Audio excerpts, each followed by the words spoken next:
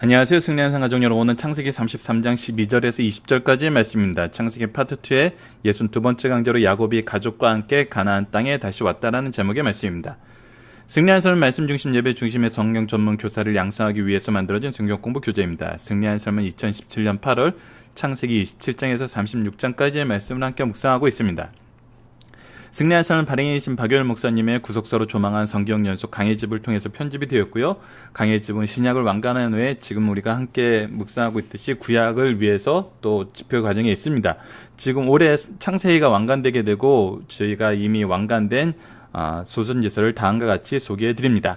자, 저희들 주일날 업로드하는 위크스터디를 통해서는 창세기 전체 구조를 보고 있습니다. 구조를 통해서 우리가 구속사를 이해하고 구속사의 계승을 위해서 하나님께서 어떻게 일하시는지를 보고 있습니다. 특히 이번 달에는 야곱에 대해서 배우고 있습니다. 야곱에게 이 언약이 어떻게 계승되었고 어떻게 또 이 다음 세대에게 계승되는지, 다음 세대에게 어떻게 제시되는지를 우리가 보게 됩니다. 이것을 저희들 언약신약적인 관점에서 성경 전체를 바라보는 연습을 하고 있습니다. 그리고 이것을 이번 주 내용 안에서 어떤 제목으로 적용하고 있냐면 은혜의 역사 속에서 우리가 주의해야 될 것이 무엇인가 라는 제목으로 우리가 묵상하고 있습니다. 이번 주에 우리가 이번 주 말씀 안에서 오늘 말씀을 통해서 우리가 주의해야 될 것, 은혜의 역사 속에서 우리가 주의해야 될 것은 지금까지는 개인적인 자세였어요. 은혜를 대하는 자세, 은혜 속에서 우리가 경험하게 되는 것, 은혜를 주신 이유와도 이것은 이 자세는 이유와 직접적으로 연결이 되죠. 은혜를 나에게만 주신 나의 특권으로 생각할 때는 우리의 자세가 교만해지고 자기 자신을 드러내는데 사용되게 돼요. 하지만 이 이유가 우리를 통한 하나님의 은혜의 축복을 계승하게 하시는 것이라면 이 이유에 합당한 자세를 우리가 갖게 된다는 겁니다. 반대적으로 이 자세를 통해서 우리가 합당한 이 계승을 이루어낼 수 있다는 거죠. 그래서 이것은 동면의 양면 같아요. 그래서 어느 것이 먼저라고 할 수 없어요. 그렇기 때문에 이 안에서 항상 우리는 균형 잡힌 생활을 해야 돼요. 균형 잡힌 생활이라는 건 무엇입니까? 바로 하나님 말씀의 기준에서, 즉 계시 의존 신앙을 가진 것입니다. 자, 그렇다면 이 계시 의존 신앙을 가졌다는 것을 통해서 우리가 무엇을 경험하게 되냐면 계시 의존 신앙 안에서 우리의 바깥에서의 삶의 모습, 환경적인 면에서는 우리가 무엇을 고려해야 되냐는 거예요. 이것이 굉장히 우리는 세상 삶 속에서 많이 경험하게 돼요. 지금 현재도 우리가 많이 경험하는 사례 중에 하나예요. 그것이 무엇이냐면 하나님께서 하나님의 은혜로 에서와 화합하게 하셨어요. 그러니까 하나님께서 우리 외부 상황까지도 조율하고 계세요. 이 조율하고 계실 때 우리가 이 외부 상황에 굉장히 급격하게 빠져드는 경우가 있어요. 왜? 그것이 준비되고 그것이 더 잘 돼 있다고 보여지기 때문에. 오늘 에서의 모습은 이런 부분을 우리에게 소개해 줍니다. 하나님께서 우리의 대적일 거라고 생각했던 에서와의 화합, 지금 현재 보면 세상과의 화합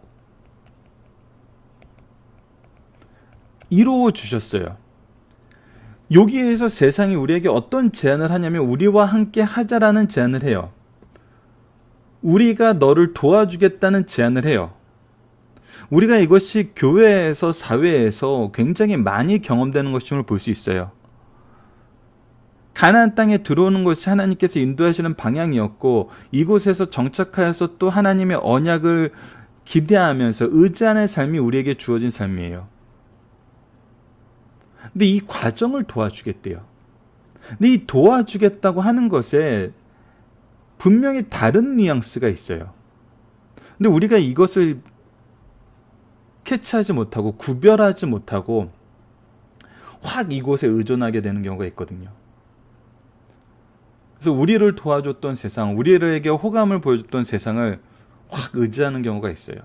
그쪽으로 확 쏠려가는 경우가 있죠. 근데 오늘 야곱을 통해서 우리가 이러한 때에도 이 환경적인 요인에 대해서 대응하는 자세, 그리고 이것을 통해서 우리가 중요하게 생각해야 되는 것이 다시 한번 무엇인지 확인하자는 거예요. 그것은 우리 개인적인 자세에 대한 확인하고도 그 기준점은 크게 다르지 않아요. 근데 우리가 평안할 때 이 유혹이 더 강하게 오는 것을 우리가 보게 돼요. 자, 봅시다. 오늘 야곱이 어떠한 상황을 대면하게 되고 어떠한 면에 주의를 하는지를 우리가 봐야 돼요. 자, 야곱이 가족과 함께 가나안 땅에 다시 왔습니다. 왔다. 33장 12절로 20절입니다. 자, 에서가 이르되 우리가 떠나자. 내가 너와 동행하리라. 지금 에서는 화해를 이끌어냈을 뿐만 아니라 화해를 이루었을 뿐만 아니라 이제 동행을 제안을 해요. 함께 하자는 것이죠. 그러자 야곱이 뭐라고 했냐면 야곱이 그에게 이르되 내 주도 아시거니와 자식들은 연약하고 내게 있는 양떼와 솥과 새끼를 데리고 있은즉 하루만 지나치게 몰면 모든 떼가 죽으리이다. 자, 뭐라고 얘기하는 거냐면 에서는 지금 장정만 400인을 데리고 왔어요. 굉장히 이 저돌적으로 전진할 수 있는, 빠르게 움직일 수 있는 그런 환경이죠. 그러나 지금 야곱에게는 아이를 뵌 라헬도 있고 그리고 각 가축들이 새끼들이 같이 있어요. 그래서 이 군대가 이동하는 것과 군대가 혼자서 군인들이 이동하는 것과 군인들이 민간을 호위하면서 이동하는 것이 분명히 차이가 나잖아요. 이것이 엄연한 사실이에요. 그래서 그런 우리가 에서를 군인들로만 이루어지는, 장정들로만 이루어지는 이 에서를 쫓아갔을 때는 이것이 지나치다는 거예요. 함께 가기가 힘들다는 거예요. 그래서 뭐라 그러냐면 청하건대 내 주는 종보다 앞서 가소서. 나는 앞에 가는 가축과 자식들의 걸음대로 천천히 인도하여 세일로 가서 내 주께 나아가리이다. 그러니까 뭐라 그러냐면 지금 현재 에서가 지내는 곳이 세일이에요. 지금 이렇게 가나안 지도가 있으면은 지금 야곱은 이 하란 지역에서 이렇게 오고 있고 이 가나안 북부 지역 경계예요. 그리고 세일은 바로 이쪽 가나안 땅 옆에 새로운 지역에 지금 에서는 자리를 텄어요. 거기에 이제 우리가 36장에서도 나타나지만 이곳에서 거의 이제 왕 같은 존재가 돼 있어요. 그래서 이곳이 바로 세일이에요.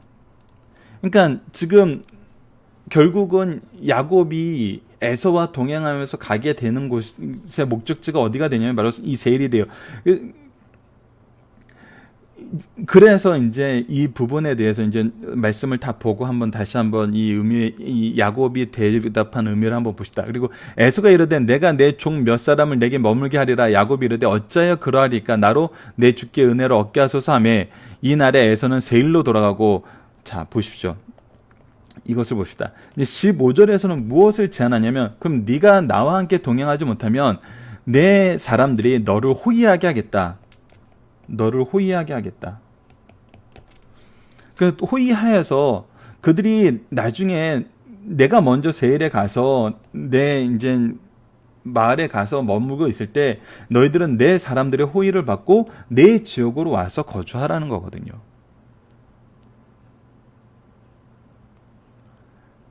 근데 그러지 않고 야곱은 뭘 하기를 원하냐면 세일로 가기를 원치 않고 있어요. 지금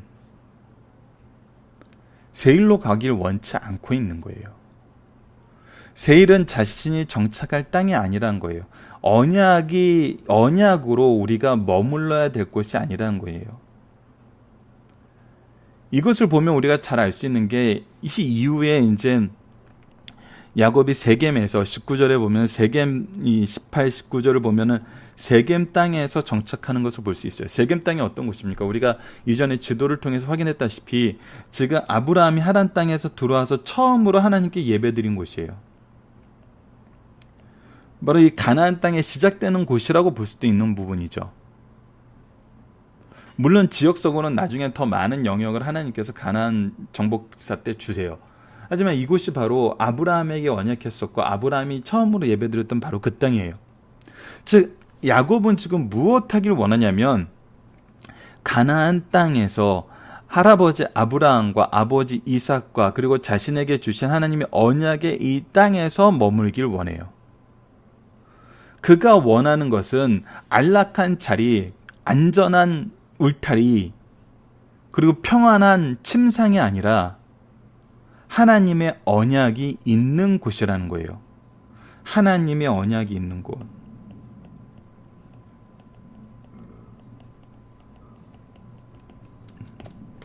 하나님의 언약이 있는 곳이 바로 우리가 머물러야 될 곳이란 것이에요. 어느 시대, 바로 하나님께서 야곱을 가나안 땅으로 돌아오게 한 이때에 그가 머물러야 될 곳은 가나안 땅이라는 거예요. 그래서 우리에게 주어진 시간과 장소가 이 언약 안에서 특정되어 있다는 거예요. 그러니까 지금 야곱이 따라가고 있는 것은 정말 언약을 목적으로 했다는 거예요. 언약을 바라보면서 나가고 있다는 것은 여러분들 세상에서 말하는 그 세상적인 기준과는 분명히 차이가 있음을 봐요. 하나님에서 야곱이 가나안 땅으로 돌아올 때 하나님께서 그 기업의 안정과 그 기업의 풍요를 허락하여 주셨어요. 그러면 우리가 하란에서 떠나왔을 때 그가 10번이나 이 자기 노임이 바뀌는 이런 사기를 당하면서 이런 속임 속에서 살다가 이제 속임이 없는 자유를 찾아온 것 같지만 그것이 아니었다는 거예요. 그는 하나님의 언약을 바라보고 왔다는 거예요. 하나님의 뜻을 바라보고 왔다는 거예요.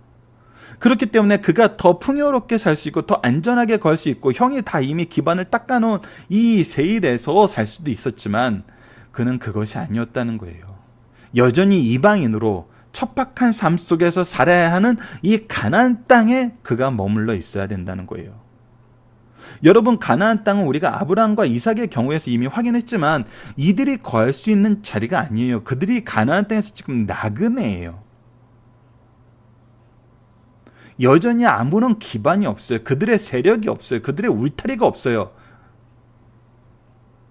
그들은 그곳에서 나그네일 뿐이에요. 근데 지금 에서는 뭘 하고 있냐면 세일에서 나라를 이루고 있어요. 그것이 36장에서 나타나요. 그의 세력과 그의 권세가 지금 영향을 미치는 곳에 사는 것이 세상에서 보면은 더 좋은 거죠. 더 안전한 거죠. 더군다나 이 에서가 지금 어떤 관계예요? 하나님이 주신 축복으로 하나님이 주신 이 섭리로 화해를 이루고 가족의 정을 나누고 있는 상황이에요. 이거보다 더 좋은 경우가 어디 있겠어요? 조금만 더 나아가면 이거보다 더 하나님이 우리를 축복하시는 이렇게까지 하셨으리라고 생각할 수밖에 없는 그런 상황이잖아요. 근데 야곱은 그러지 않았어요. 야곱은 그러지 않았어요. 우선 장소적인 측면에서 언약의 땅에 있었어야 됐어요. 그리고 관계적인 측면에서도 에서가 세일 땅에서 자리를 잡았다는 것은 롯이 아브라함을 떠나서 소돔과 고모라로 간 것과 마찬가지예요. 그가 아브라함에게 주셨던 언약을 의지해서 같이 가나안 땅으로 왔지만 그의 소유가 많아짐을 통해서 그의 소유로 하나님의 언약보다 더 사모함을 통해서 소돔과 고모라로 갔잖아요. 에서가 세일 땅에 있다는 것은 더 이상 이 언약의 공동체에서 언약을 중심으로 한 삶을 살고 있다는 것이 아님을 증명해 줘요. 그는 세일에서 자신이 원하는 자신의 세상을 만들었어요.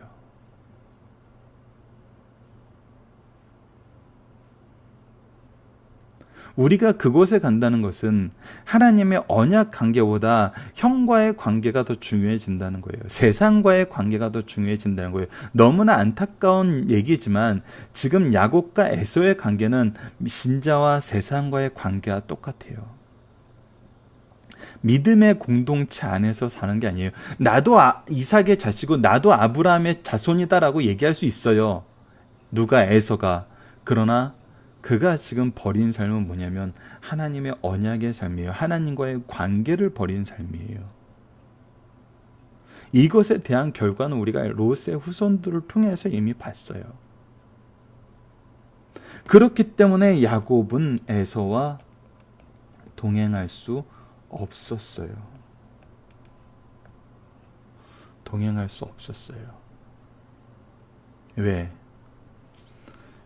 그것이 하나님의 언약을 버리는 것이기 때문에. 우리가 미국 사회를 보면서 보수적인 기독교학자들이 항상 이것을 봐요. 종교의 자유를 위해서 미국에 왔는데 이 종교의 자유를 개인의 자유와 바꿔서 이제 더 이상 하나님을 믿을 수 없는 상황이 너무나 많이 벌어지고 있다는 거예요, 미국에. 이것은 우리가 뒤집어 보면 동일한 거예요. 종교의 자유를 찾아서 왔는데 이제 종교의 자유를 억압하는 사회 시스템이 형성되어 가고 있어요. 이것은 마치 야곱이 라반의 집을 떠나서 왔는데 에서의 집으로 들어가는 것과 똑같아요. 그런데 야곱은 그렇게 하지 않고 어떻게 해요? 이 가나안 땅에 머무는 것을 선택했어요. 왜? 그것이 하나님의 언약을 중심한 결정이기 때문이죠. 장소적인 측면에서, 관계적인 측면에서 그는 무엇이 기준이었냐면 하나님의 언약이 기준이었던 것입니다.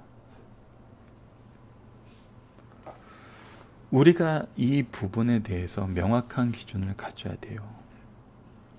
저는 이것이 현대 시간과 장소라는 개념에서 현대 우리의 주일의 모습을 굉장히 주일의 모습에 굉장히 잘 적용된다고 봅니다.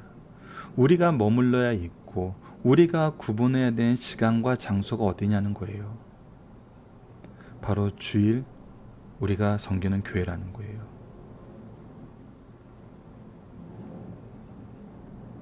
이것을 자꾸 다른 것으로 바꾸면 안 돼요. 하나님의 언약에 의지하는 날이어야 돼요. 하나님의 언약으로 나아가는 날이어야 되는 거예요. 신자들은 이런 사상을 가지고 있어야 돼요. 이런 신학을 가지고 있고 이런 신앙생활을 지켜나가야 돼요. 제 주위의 동료들 중에서 제가 가장 힘들어하는 게 그거예요. 이직을 해가지고 새로운 사장을 만났는데 새로운 사장이 굉장히 크리스찬이어서 서로에게 호감을 가지고 일을 시작했다는 거예요. 근데 그런 사장이 가장 힘들게 하는 경우가 뭐냐면, 야, 꼭 네가 다니는 교회로 다녀야 돼? 내가 다니는 교회 같이 나가고 오전 예배 드리고 오후에 좀 나랑 같이 일하자. 이런 경우라는 거예요. 가장 힘들어하고 가장 괴로워하는 내용이에요. 하나님이 정해주신 시간과 장소가 구별되는 삶을 사는 것이 아니라 자기와의 관계를 위해서 하나님이 정해준 시간과 장소를 변경하기를 요구하는 기독교 리더들이, 크리스찬이라고 불리는 리더들이 너무 많다는 거예요. 세상 안에. 그런 사장들이 너무 많다는 거예요. 그런 상사들이 너무 많다는 거예요.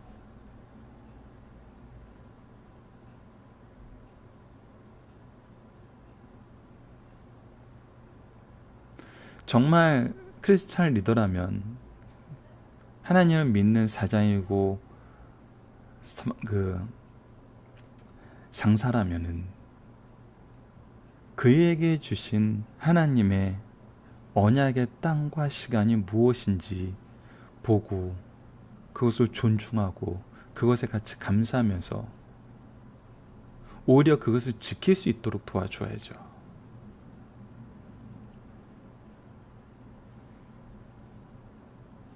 마치 에서가 그러는 것처럼 나의 땅으로 가자, 나의 시간대로 오자, 나의 삶의 스타일로 와라. 이것은 굉장히 위험할 수 있습니다, 여러분. 그래서 이 부분 우리가 정말 리더로서, 상사로서도 주의해야 되고, 직원으로서도 이 부분에 대해서는 확실한 의사 표현을 할 수 있는 정말 지혜로운 방법이 우리에게 있어야 돼요. 그 지혜로운 방법은 뭡니까? 바로 에서의 모습이랍니다. 에서의 모습. 야곱의 모습이죠. 에서의 모습이 아니라 야곱이 뭐라 그럽니까? 자신의 연약함을 얘기하고 은혜를 구하는 모습이었어요. 자신의 연약함을 고백하고 은혜를 구하는 모습. 그러면서 항상 어제 말씀부터 나타났던 것처럼 주께 은혜를 얻게 하소서라면서 충성을 고백하는 모습. 우리가 일주일 동안의 삶이 하나님의 언약을 지키기 위한 것에 포커스가 맞춰져 있다면 우리가 충성하게 되거든요. 그래서 이 부분을 우리는 잘 조율을 해야 돼요. 동시에 만약에 목회자로서 이 말씀을 함께 나누고 계시다면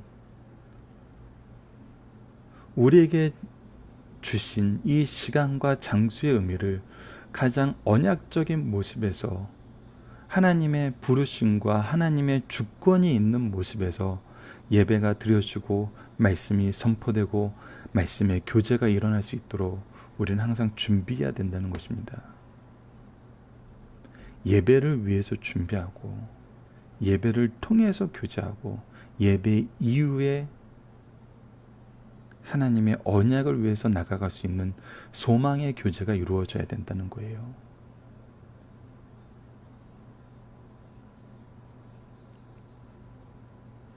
그런데 이런 예배를 연예인들한테 내주고 어떤 프로그램에 내어주고 어떤 세상 오락에 내어주고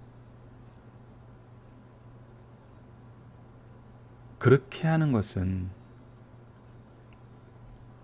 오히려 우리가 무엇을 하는 거냐면 하나님의 언약으로 나오는 사람들에게 예배를 빼앗는 것이 돼요.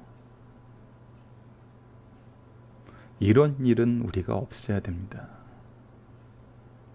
찬양할 땐 같이 찬양할 수 있도록 찬양으로 인도하고 기도할 때는 함께 기도할 수 있도록 기도로 인도하고 말씀을 전할 땐 하나님의 말씀만 전하고 그 이후에 정말 하나님의 축복으로 축복해서 보내며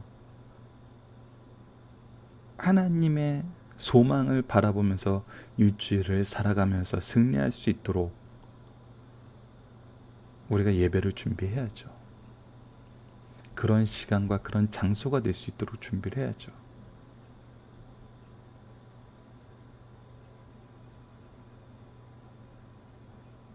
이 준비를 우리는 일주일 동안 하는 거거든요. 일주일 동안 하는 거거든요. 이 준비를 위해서 초대하는 과정이 일주일 동안 이루어지고 주중 동안 이루어지고 또 초대한 사람들이 함께 나눌 수 있도록 교회에서 정말 말씀에 집중할 수 있도록 하나님과의 교제에 집중할 수 있도록 일주일을 준비하고 또 그들이 돌아갔을 때는 그들이 가진 정말 하나님의 은혜로운 말씀과 참된 소망을 가지고 나아갈 수 있도록 항상 격려하고 기도하는 것. 정말 이곳에 포커스가 맞춰져야 되는 거거든요. 교회에서 이것을 준비하는 직분을 가진 분들은 이것이 굉장히 유기적으로 그래서 모이고 흩어지는 모습이 정말 유기적으로 하나님의 말씀을 중심으로 이루어져야 된다는 거예요. 우리가 이 모습을 어디서 확인했습니까? 바로 사도행전에서 확인했잖아요. 모이고 흩어지는 가장 아름다운 모습, 말씀으로 모이고 말씀을 위해서 흩어지는. 그래서 사도행전은 항상 드러나는 결과가 뭐였어요? 말씀이 흥황하더라, 말씀이 선포되더라, 말씀이 전하여지더라, 퍼지더라. 복음의 확장이 있었던 거거든요. 이것을 우리가 소망하면서 이 기준을 가지고 사는 승리하는 가족 여러분들 되었으면 합니다. 자, 그래서 야곱이 어떻게 되나 봅시다. 야곱은 숫곳에 이르러 자기를 위하여 집을 짓고 숫곳이란 곳에서 이제 우선 안착을 해요. 그의 가축을 위해서 우릿간을 지었으므로 그 땅의 이름을 숫곳이라 부르더라. 야곱이 바다나라에서 평안히 하나님께서 말씀하셨던 대로 평안히 가나안 땅 세겜 성읍에 이르러 하나님의 약속은 언약인 성취가 됐어요. 지켜주시겠다, 함께 하시겠다, 평안히 돌아오게 하시겠다. 이 모든 것이 이루어졌어요. 정말 하나님의 약속이 성취가 된 거예요. 그 성읍 앞에서 장막을 치고 그 장막을 친 밭을 세겜의 아버지 하몰의 아들들 손에서 100그랏 그 시타에 샀으며 이곳을 이제 그가 소유로 얻게 돼요. 그리고 무엇을 위해서 소유로 얻게 되냐? 거기서 제단을 쌓고 그 이름을 엘 에로헤 이스라엘이라고 불렀더라. 엘 에로헤 이스라엘은 엘은 하나님을 뜻해요. 하나님, 엘로헤는 바로 무엇의 하나님. 그래서 하나님, 이스라엘의 하나님이라고 부르면서 그곳에서 하나님께 제단을 쌓았어요. 즉 예배를 드렸어요. 이것은 무엇이에요? 지금 이스라엘이란 이름으로 야곱이 축복을 받았어요. 그리고 축복의 결과로서 하나님께서 정말 언약의 성취를 보여주셨어요. 그리고 이것을 지금 이곳에서 예배드림으로써 무엇을 하는 거예요? 온 가족과 그의 권속에 속한 모든 사람과 그 주위의 세겜 지역에 사는 이 사람들에게 선언을 하는 거죠. 하나님께서 나에게 주신 이 은혜와 그 은혜의 성취를 선언하면서 하나님은 이스라엘의 하나님, 이제 야곱이 아니라 정말 이스라엘이라는 새로운 이름, 하나님을 이겼다, 모든 사람을 이겼다라고 주시는 이 이름을 주신 하나님임을 선언하게 하신 것입니다.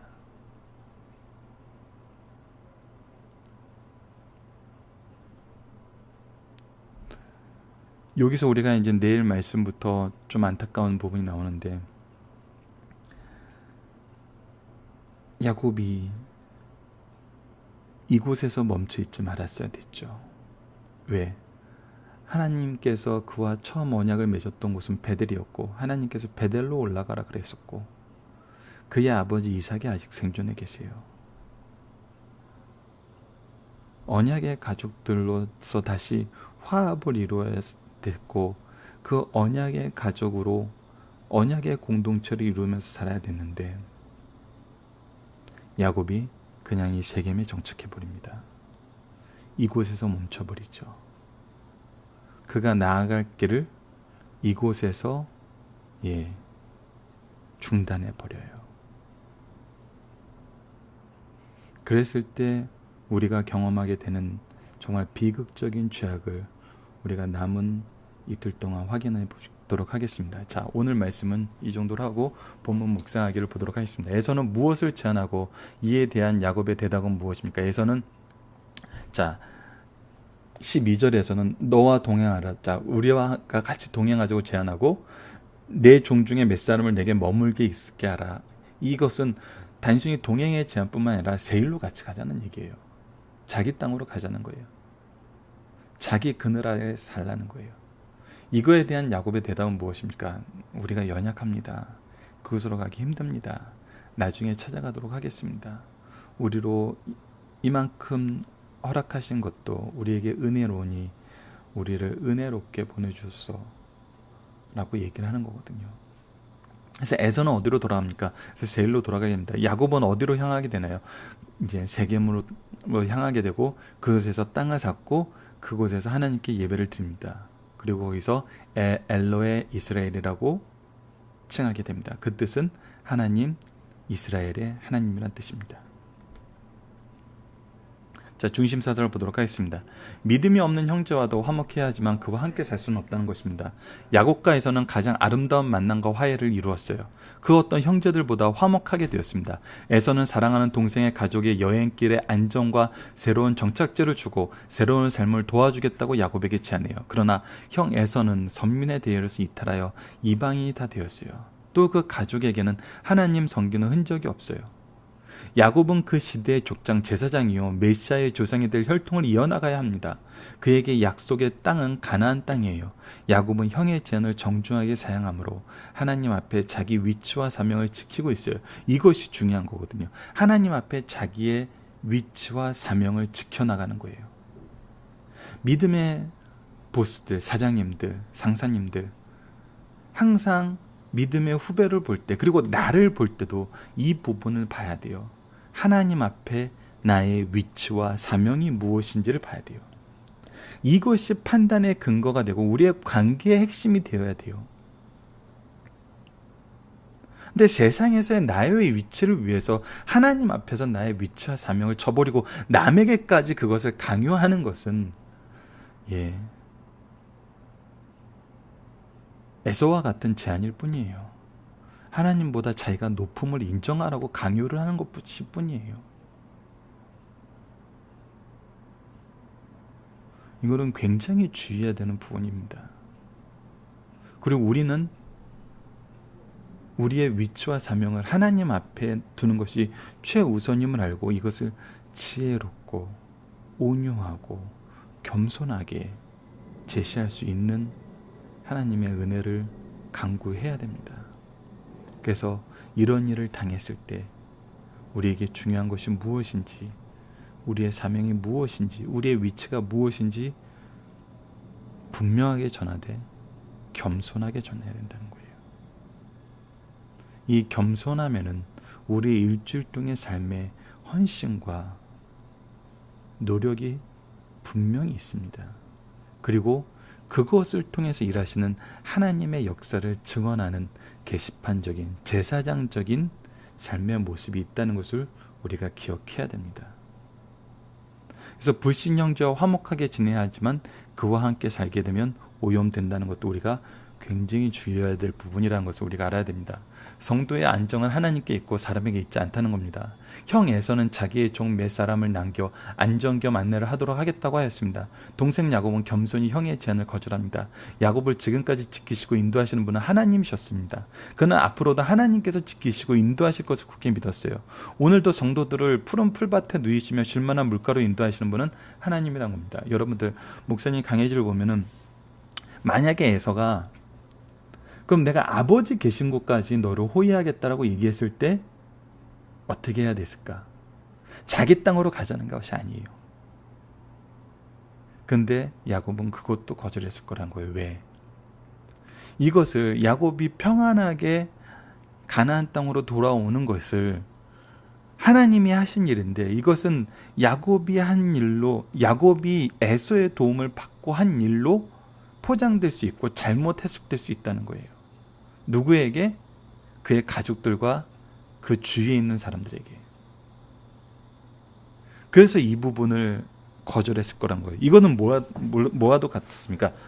바울과 실레가 빌립보 지역에서 전도를 할 때 귀신 들린 여자가 보라, 하나님, 거룩하신 하나님의 종들이다, 그들의 말을 들어라 했을 때 이것을 왜 바울이 괴로워해요? 이것이 하나님에 대해서, 예수 그리스도에 대해서 잘못 이해하게 만든다는 거예요. 그래서 오히려 그를 치료해버리죠. 치료해줘요. 그를 그 속박에서 풀어줘요. 근데 그들은 그것 때문에 감옥에 가거든요. 이것은 분명히 하나님이 하시는 일임을 드러내기 위해서는 우리가 정말 세상적으로 편한 것도 거절할 수 있어야 된다는 거예요. 하나님만 나타나게 하기 위해서 우리가 분명히 감수해야 될 부분이 있다는 거예요. 이것을 우리가 굉장히 주의 깊게 살펴볼 줄 알아야 된다는 겁니다. 자, 세 번째입니다. 하나님께서 약속하신 대로 가나안 땅에 무사히 이르렀다는 겁니다. 하나님께서 아브라함을 메시아의 조상으로 부르셨어요. 그 사명을 이삭이 계승하였고 또 야곱이 계승하였어요. 하나님은 야곱을 베델에서 부르시면서 아브라함, 이삭, 야곱으로 이어지는 사명을 감당하기 위해 아브라함에게 약속한 모든 축복을 이삭에게 주었고 이삭에게 주신 모든 축복을 야곱에게 주신다고 말씀하셨어요. 그는 축복의 계승자로서 세 가지 약속을 주셨어요. 첫째는 많은 자손을 주겠다. 둘째는 많은 재물을 주겠다. 셋째, 평안히 약속 땅으로 돌아오게 하겠다. 이 약속이 성취되어 야곱이 11명의 아들과 2떼의 재물을 가지고 평안히 가나안 땅에 이르렀어요. 하나님은 언제나 자기 백성에게 주신 말씀을 성취하시는 하나님의 언약이 신실하게 성취됨을 우리에게 보여준다는 겁니다. 이것은 우리에게만 보여주는 것이 아니에요. 야곱에게만 보여주지 않았어요. 야곱의 가족들이 함께 경험했어요. 그리고 그가 지금 세겜 땅에서 이 내용을 찬양하는 제사, 즉 예배를 드려요. 이것은 뭐예요? 모든 가나안 땅 사람들에게 이 일이 선언되었다는 거예요. 여러분, 살펴보기 정답은 카페를 통해서 확인해 주시고요. 조금 전에 제가 말씀드린 부분은 바로 이 살펴보기 정답의 원고 안에도 포함되어 있습니다. 그래서 이 부분을 꼭 참조해 주시고요. 자, 우리가 세상을 살면서 항상 고려해야 되는 환경적 요소는 무엇이고 이것을 결정하는 기준은 무엇인지 나눠봅시다. 자, 하나님의 언약의 기준이 되어야 되고, 이 언약의 기준이 될 때 우리가 오늘 야곱의 모습에서 조금 전에 언급했던 대로 우리가 굉장히 주의해야 되는 것은 하나님의 일하심이 가려지는 어떤 것도 우리가 허락해서는 안 돼요. 이런 예를 정말 박유일 목사님이 어려서부터 굉장히 많이 드렸어요. 예전에는 굉장히 가난한 지역이었기 때문에 집 있는 사람들이 없었어요. 근데 집을 얻게 되면은 다 하나님의 은혜라 그런데요. 다 하나님의 은혜라고. 근데 어떤 일이 있어서 어려워지고 어떤 일이 있어서 막 힘들어지면은 내가 어떻게 이 집을 샀는데, 내가 어떻게 내 사업을 지금까지 이루었는데, 하나님의 은혜라고 고백했던 사람들이 나중에 보면 다 자기가 이루었다고 얘기를 한다는 거예요.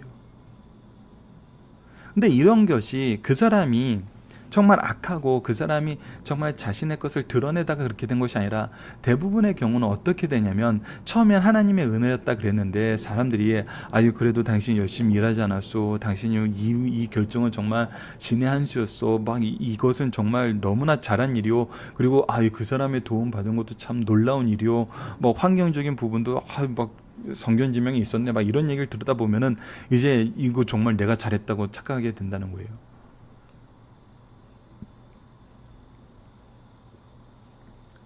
이 야곱은 오늘 우리에게 보여주는 모습이 뭐냐면, 하나님이 하신 일을 가리는 어떠한 것도 철저하게 배제해 나가면서 오로지 하나님만 보게 한다는 거예요. 누가? 자기와 자기 가족들과 주위에 있는 사람들이. 그래서 세겜 땅에 돌아와서 하나님께 예배드리는 것이 처음이 되었고, 하나님께 예배드리는 땅을 마련하는 것이 처음이 되었어요.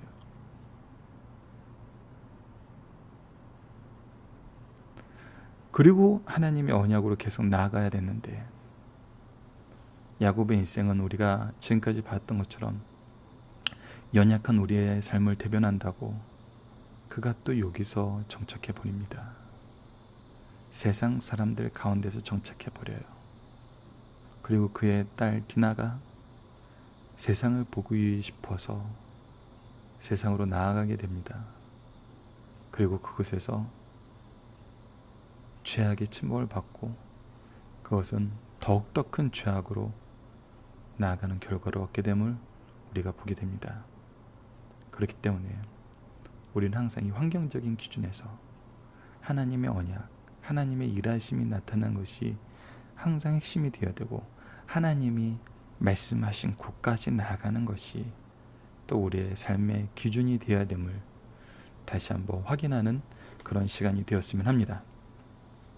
말씀을 기초로 기도하기를 통해서 마치겠습니다. 하나님, 기도의 응답으로 형제간의 화해와 함께 보호와 안식의 제안을 받은 야곱이 아브라함과 이삭과 그리고 자신에게 주신 언약에 기초하여 가나안 땅에 머물길 바라며 구별된 삶을 사는 모습을 보게 하심을 감사합니다.